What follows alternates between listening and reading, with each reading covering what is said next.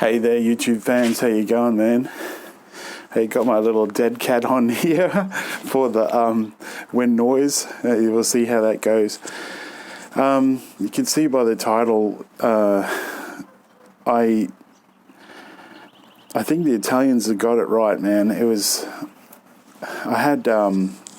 going out last night and I had a coffee at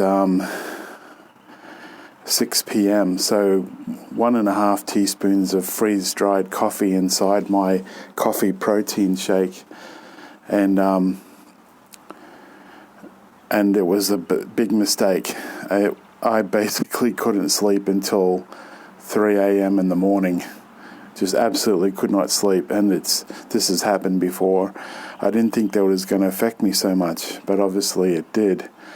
And so there's this traditional idea in Italy that you don't have coffee after lunchtime. Now, one of the videos I looked at, they said there was because of the lactose intolerance of most Italians, but I think there was more to it than that. I think that they realized, like I did, if you have coffee with caffeine, let's say, after midday, with your lunch, and by the way, Italians have a large lunch, then you may not sleep very well. And that certainly has been my experience. So I just wanted to put that out there again. I had some really, really encouraging results on the scales again. My weight is fluctuating, but I've put on some muscle, it seems, and I'm still now down to 145.3 this morning. 3 kilograms, 145.3 kilograms, which is about 315 pounds, something like that, 314, something like that. And what I've done is mainly concentrate on protein, as I said before, trying to keep my carbohydrates lower than usual, but I do still have carbohydrates, and then try and keep the fat as low as possible, but really focusing on that protein. For example, I had some egg whites in the packet with one egg yolk and only one piece of toast with some butter on there. And I couldn't eat it. That's a really good thing.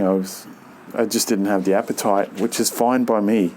I'm fine with not having an appetite because I could eat till the cows come home. It is a really beautiful day here in Queensland. I can actually use this gimbal. If we just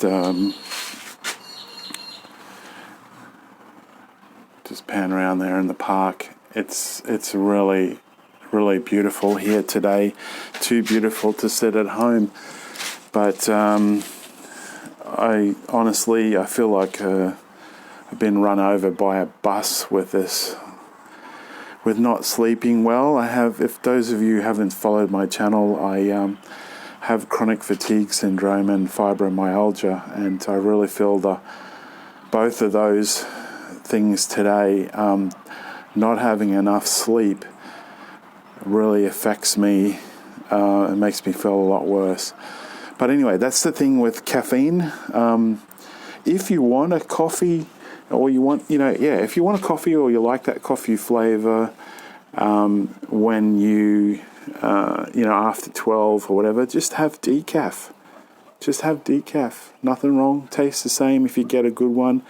I use the decaf coffee beans.